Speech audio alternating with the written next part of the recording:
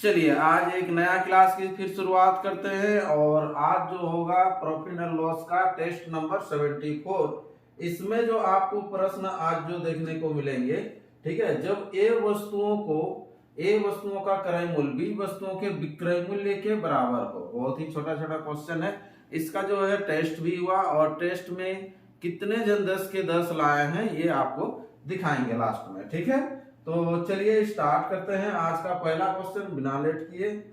और आज का पहला क्वेश्चन देखिए क्या है। 36 पुस्तकों का क्रय मूल्य 30 पुस्तकों के विक्रय मूल्य के बराबर है। आपको सब सेम क्वेश्चन आपको मिलेगा, सेम जैसे ही मिलेगा, क्योंकि ये एक ही प्रकार का अलग अलग क्वेश्चन को बना रहा है। मतलब 10 क्वेश्चन मिल रहा है तो लेकिन टाइप एक ही है, ठीक है। तो चलिए स्टार्ट करते हैं इसको। देखिए तो 36 वस्तुओं का बोला है, क्या बोल रहा है, क्रय मूल्य। सीपी लिख दीजिएगा, इधर 36 वस्तु है, ठीक है, वस्तु है ये, है ना। 30 वस्तु के विक्रय मूल्य के बराबर बोला, 30 वस्तु का सेलिंग प्राइस के बराबर बोला है।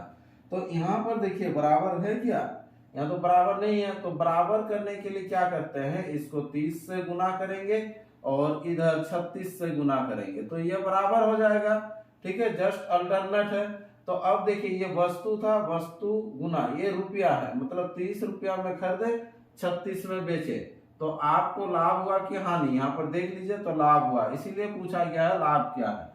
तो लाभ कितना हुआ, 6 हुआ, कितना में, 30 में। प्रतिशत निकालना है, गुना 100, 6 से काट दीजिएगा, 6 बचे 30, 5 से काट दीजिएगा तो यहाँ पर कितना हो जाएगा 20%। तो आज का जो पहला जो क्वेश्चन होगा इसका आंसर कितना हो जाएगा 20%, ऑप्शन ए, ठीक है। चलिए इस तरह से नेक्स्ट क्वेश्चन बढ़ेंगे। क्वेश्चन नंबर 2 क्या कह रहा है, देखिए 18 वस्तुओं का क्रय मूल्य 15 वस्तुओं के विक्रय मूल्य के बराबर है। तो 18 वस्तु का जो होगा क्रय मूल्य जो होगा सीपी, है ना। सीपी कितना वस्तु है, 18 वस्तु है। और एसपी विक्रय मूल्य जो होगा 15 वस्तु के विक्रय मूल्य के बराबर है। बराबर है क्या, नहीं है। तो बराबर करने के लिए क्या करेंगे, इसको 15 से गुना करेंगे और इधर कितना से गुना करेंगे, एसपी तरफ 18 से। तो यहाँ पर देखिए लाभ हो गया कितना, 3 हो गया, कितना में, हमेशा नीचे क्रय मूल्य। प्रतिशत निकालना है, गुना 100, 3 से काट दीजिएगा, 3 बचे 15, 5 से काटिएगा, ये हो जाएगा 20। तो ठीक है 20%। इस क्वेश्चन का भी आंसर हो जाएगा। ऑप्शन कौन सा होगा, ऑप्शन बी इसका राइट आंसर हो जाएगा, ठीक है। चलिए तो अगला क्वेश्चन बढ़ते हैं, क्वेश्चन नंबर 3। क्वेश्चन नंबर 3 क्या कह रहा है, देखिए यदि 12 पेन का क्रय मूल्य जो होगा, है ना, कॉस्ट प्राइस जो होगा, 12 पेन का जो क्रय मूल्य होगा कितने पेन के विक्रय मूल्य के बराबर होगा, 8 पेन के विक्रय मूल्य के बराबर होगा, ठीक है। तो इसका अल्टरनेट से गुना कीजिएगा, ये हो जाएगा 8, इधर हो जाएगा 12। इसमें भी देखिए आपको लाभ हो रहा है, कितना लाभ हो रहा है, 4 का लाभ हो रहा है, कितना में, 8 में। प्रतिशत निकालना है, गुना 100 हो जाएगा, 4 से काट लीजिएगा, ये 2 और इधर जब काटेंगे तो 50। तो 50% इसका आंसर हो जाएगा। ऑप्शन कौन सा होगा, ऑप्शन डी इसका राइट आंसर हो जाएगा क्वेश्चन नंबर 3 का, ठीक है। अगला क्वेश्चन बढ़ते हैं, यहाँ पर जाएंगे क्वेश्चन नंबर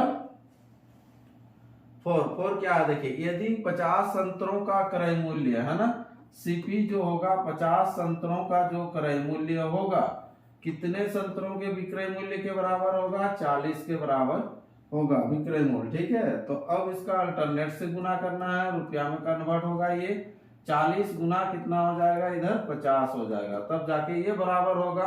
तो इसमें भी लाभ हो रहा है, कितना लाभ हो रहा है, देखिए 10 का लाभ हुआ, कितना में, 40 में। प्रतिशत निकालना है तो गुना 100, ठीक है। 0 0 काट दीजिए, 4 से कटेंगे तो कितना हो जाएगा, ये 25 हो जाएगा। तो 25% आंसर हो जाएगा इस क्वेश्चन का, ठीक है। ऑप्शन कौन सा होगा, ऑप्शन डी इसका राइट आंसर होगा। अगला क्वेश्चन बढ़ते हैं, क्वेश्चन नंबर 5 क्या कह रहा है, देखिए यदि 5 वस्तुओं का विक्रय मूल्य 3 वस्तुओं की लागत के बराबर है, लागत मीन्स होता है क्रय मूल्य के बराबर है।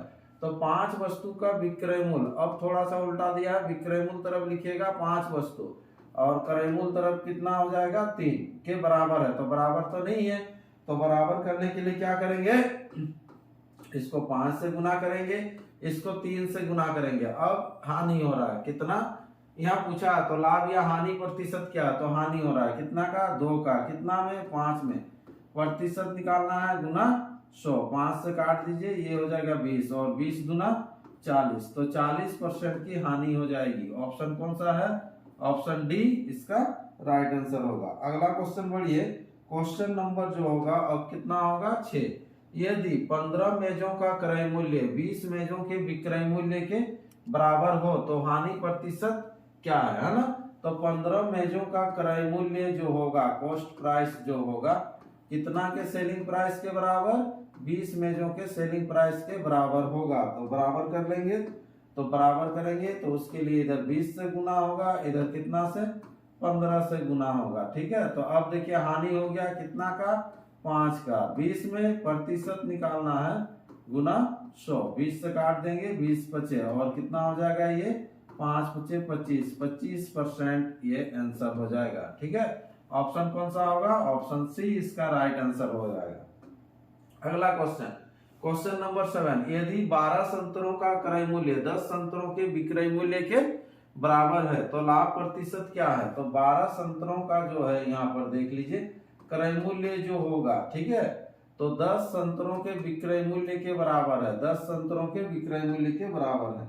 बराबर तो नहीं है, तो बराबर करने के लिए क्या करेंगे? ये 10 और इधर कितना से गुना करेंगे? 12 से। तो लाभ परसेंट क्या होगा? तो लाभ कितना होगा? 2 होगा बट्टा 10 में प्रतिशत निकालना है गुना 100। ठीक है, तो कितना हो जाएगा? ये 20% आंसर हो जाएगा। सब आपको एक ही क्वेश्चन है, सब एक है, लेकिन आपको प्रैक्टिस करके 10 का 10 आपको लाना चाहिए था। ठीक है, बहुतों का आया है 10।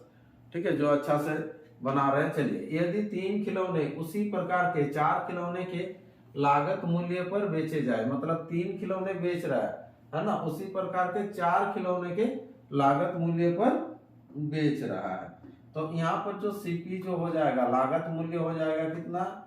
यहाँ पर मूल्य में खिलौना 4 खिलौना और सेलिंग प्राइस हो जाएगा 3। तो आपको पूछ रहा है, क्या पूछ रहा है? कि बराबर बेची जाए, तो इधर हो जाएगा गुना 3 और इधर हो जाएगा कितना? गुना 4। तो लाभ परसेंट क्या है? तो यहाँ पर देखिए 1 का लाभ हो रहा है कितना में? 3 में। प्रतिशत निकालना है गुना 100, तो यहाँ पर होगा 100 बट्टा 3, यानी कि कितना हो जाएगा? 33 दिया होता है 99, ये देखिए 33.1/3% आंसर होगा। ऑप्शन कौन सा होगा? ऑप्शन बी इसका राइट आंसर हो जाएगा क्वेश्चन नंबर 8 का। ठीक है, अगला बढ़ते हैं, क्वेश्चन नंबर 9 क्या है? देखिए, एक व्यक्ति 1 रुपये की 5 की दर से पेंसिलें खरीद कर उन्हें 1 रुपये की 3 की दर से बेच देता है, उसका लाभ प्रतिशत क्या है? ये थोड़ा सा अलग है। ठीक है, चलिए तो इसको कैसे बनाएंगे देख लीजिए, ध्यान दीजिएगा। ठीक है, एक व्यक्ति 1 रुपया में 5 रुपया को हमेशा ऊपर रखा जाता है, तो इस तरह से लिखेगा 1 रुपया में 5, है ना, 1 रुपया में 5 खरीद कर बेच रहा है, 1 रुपया में 3 बेच रहा है। तो हमेशा जब क्रय मूल्य होता है, ठीक है, परसेंटेज में 100 होता है। कितना होता है? 100। तो क्रय मूल्य 100 रखिएगा, यहाँ पर जितना भी आने का रहेगा यहाँ ऑटोमेटिक आ जाएगा। ठीक है, तो इसको क्रॉस गुना किया जाता है। क्रॉस गुना कैसे करते हैं? यहाँ पर होता है डिब्बा गुना, क्या हो जाता है? 1/5 इक्वल टू हो जाएगा कितना? 100 गुना कितना हो जाएगा? 1/3 हो जाएगा। 100 गुना कितना हो जाएगा? 1/3 हो जाएगा। तो यहाँ पर देख लीजिए डिब्बा बराबर हो जाएगा 500 बटा कितना होगा? 3। ठीक है, इसको तोड़ेंगे। ठीक है, 3 का 3 हो जाएगा, 3 छक 18, 3 छक 18, 2 बच रहा, इतना हो गया। तो यहाँ पर जो आएगा कितना आ जाएगा? 166.2/3।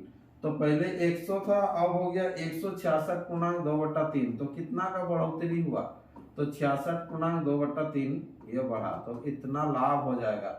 100 से ज्यादा होने से लाभ होगा, 100 से कम होने से हानि होगा। तो ऑप्शन क्या हो जाएगा? ए इसका राइट आंसर हो जाएगा। ठीक है, चलिए अगला क्वेश्चन, क्वेश्चन नंबर क्या है? देखिए 10 संतरों को 25 रुपये के 10 की दर से खरीद कर 25 रुपया में 10 खरीद रहे हैं और 25 रुपया में 9 की दर से बेचा, तो लाभ क्या होगा? ऑटोमेटिक लाभ ही होगा। ठीक है, तो कितना लाभ होगा उसको ध्यान दीजिए। तो 25 रुपया में कितना? 10 खरीदते हैं और बेचते कितना है? 25 रुपया में 9 बेचते हैं, तो लाभ प्रतिशत क्या है? तो यहाँ पर ले लेंगे हम लोग कितना? 100 ले लेंगे, तो यहाँ पर ऑटोमेटिक आ जाएगा। ये क्रॉस गुना करेंगे, तो क्रॉस गुना अलग से लिख लेते हैं। यहाँ पर क्या हो जाएगा? देखिए डिब्बा गुना हो जाएगा 25 बटा 10 इक्वल टू हो जाएगा, कितना हो जाएगा ये 100 गुना 25/9। ठीक है, तो ये 25 तो कटेगा। अब क्या हो जाएगा, डिब्बा इक्वल टू 1000 गुना हो जाएगा ना, ये 1000 बट्टा कितना हो जाएगा 9, 9 से भाग दीजिएगा तो 9 के 9, 9 के 9, 9 के 9 बच रहा 1। ठीक है, इतना होगा। तो इतना जब हो जाएगा 111 1.9, तो 100 से कितना ज्यादा है, तो 11.1/9%। इस क्वेश्चन का आंसर होगा। ठीक है, ऑप्शन कौन सा होगा, ऑप्शन सी इसका राइट आंसर हो जाएगा। ठीक है, तो इस तरह से ये 10 क्वेश्चन टेस्ट के रूप में था। अगर कोई नया लड़का को भी टेस्ट देना है तो ये टेस्ट आपका सवेरे 8 बजे से शाम का 8 बजे तक कोई भी टाइम में 15 से 20 मिनट टाइम निकाल के टेस्ट दीजिए। और जो नए हैं उनको टेस्ट देना है तो ये व्हाट्सएप नंबर दिया गया है, इसमें सिंपल लिखिए कि मुझे टेस्ट देना है, तो आईडी पासवर्ड बना दिया जाएगा और आप भी कंटिन्यू टेस्ट दे सकते हैं। ठीक है, और इस टेस्ट का रिजल्ट अगर आपको देखना है डिस्कशन के लिए, ये यूट्यूब चैनल है। ठीक है, और रिजल्ट तो वेबसाइट में ही देख सकते हैं और पीडीएफ आपको टेलीग्राम में मिल जाएगा। चलिए तो आगे बढ़ते हैं। ये जो पिछले मंथ का जो लास्ट मंथ का टॉपर है ये श्याम दास है।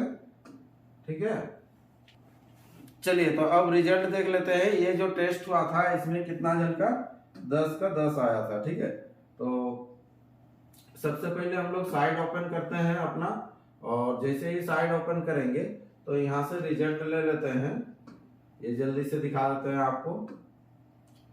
ये था प्रॉफिट एंड लॉस, जो सेट नंबर 5 था, ये 5 का रिजल्ट है। देखिए, तो इस तरह से जिनका स्कोर कम है वो भी स्कोर ज्यादा कर सकते हैं। ठीक है, सबका नाम ले लेते हैं एक बार, जो 10-10 करके लाए। सबसे देखिए, ये तो रैंक 1 में ही आएगा, जितना भी जो 10-10 लाया ना, यहाँ पर देख सकते हैं ये रैंक है सबका, वो 1 ही होगा। तो ये ऊपर नीचे अगर लिस्ट में भी रहेगा तो कोई दिक्कत नहीं है ना, क्योंकि ये रोल नंबर वाइज ऊपर नीचे रहता है। सबका ये रैंक 1 ही है जो भी 10 लाए।